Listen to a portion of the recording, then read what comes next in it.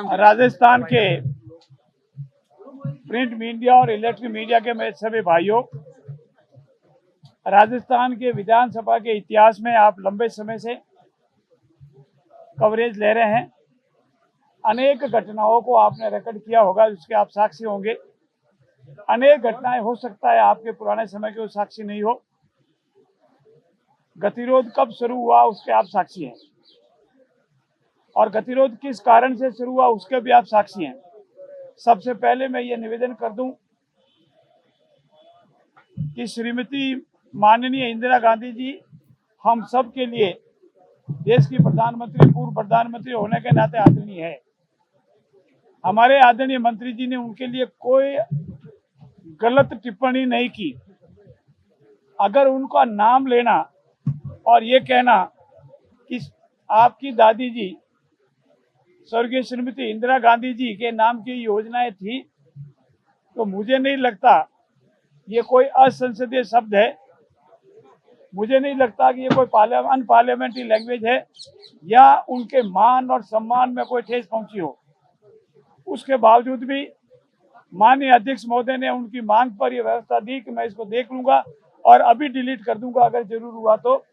उसके बावजूद ही अकारण ही, बिना किसी कारण के, कांग्रेस के अंतरकलह के कारण, आपसी खींचतान के कारण, चूंकि माननीय प्रतिपक्ष के नेता टीकाराम जी जूली बेस्ट पार्लियामेंटेरियन है और कांग्रेस के प्रदेश अध्यक्ष नहीं चाहते उनकी मौजूदगी में कोई कांग्रेस में बेस्ट पार्लियामेंटेरियन बने या सदन पर उनसे भी अधिक कोई बात कहे, इसीलिए जानबूझ करके व्यवधान किया।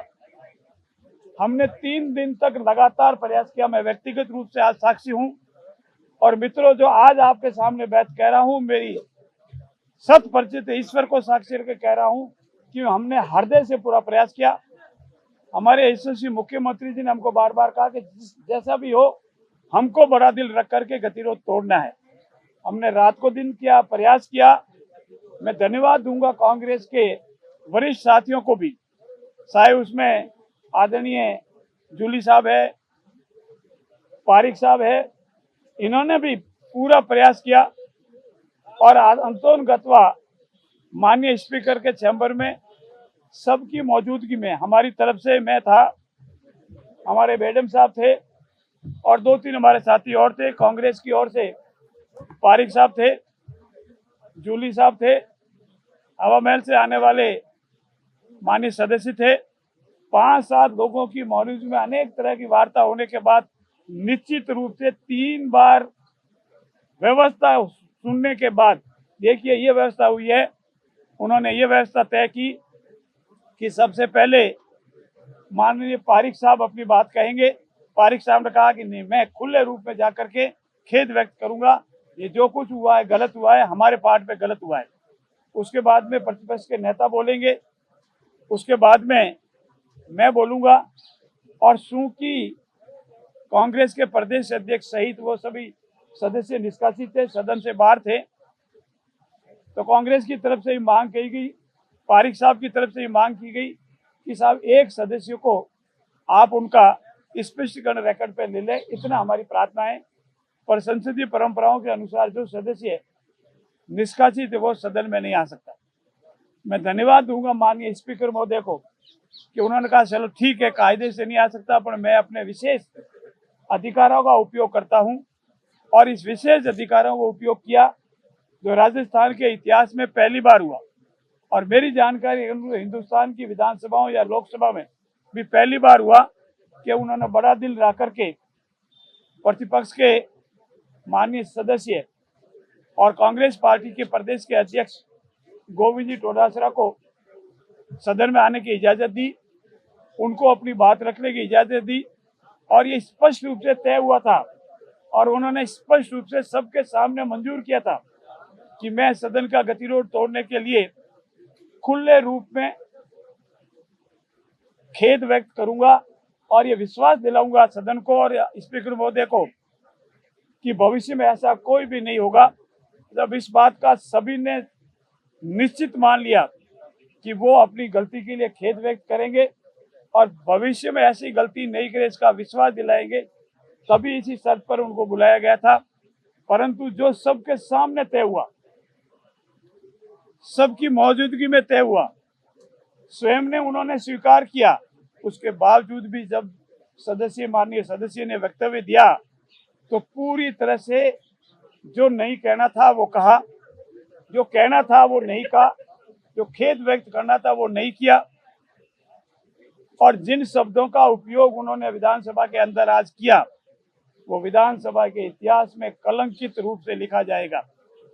मैं धन्यवाद दूंगा स्पीकर महोदय के, 2 बार उन्होंने उनको निवेदन किया कि जो स्पीकर के वेश्य में तय हुआ है, उनके सदन, उनके कक्ष में तय हुआ है, उन्हीं बातों को कहे, खेद व्यक्त करे।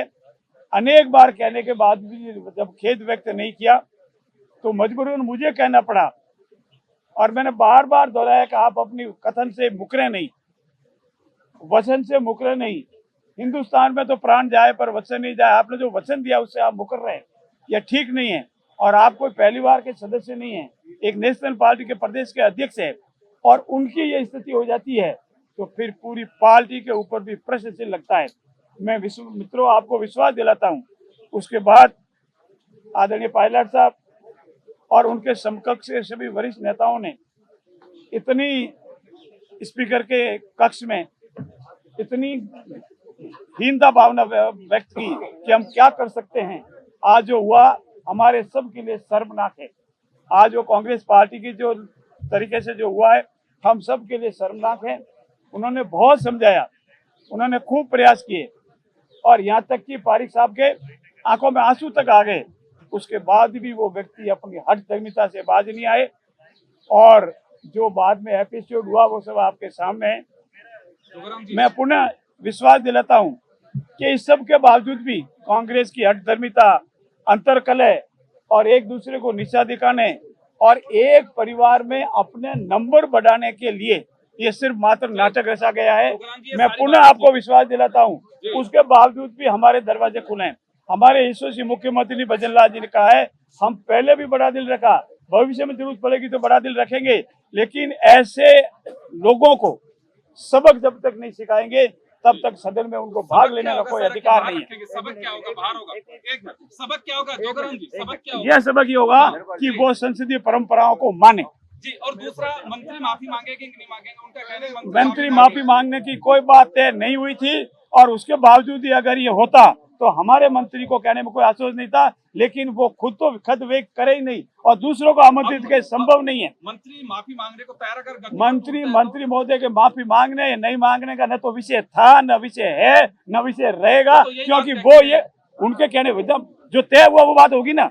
बाहर आके कुछ भी बोल जाए, मैं कुछ बोल जाऊं, उससे क्या हो जाएगा? जो स्पीकर के चैम्बर में तय हुआ, कांग्रेस के वरिष्ठ लोगों की मौजूदगी में तय हुआ, उसके लिए हम सब पहले भी था। स्पीकर के लिए जो बातें वो प्रोसीडिंग का हिस्सा है या ऑफ द रिकॉर्ड? विधानसभा के अंदर बोलना प्रोसीडिंग का हिस्सा हो या नहीं हो, असभ्य शब्द, गैर जिम्मेदारान शब्द, अपशब्द बोलना गलत है, गलत है, गलत है।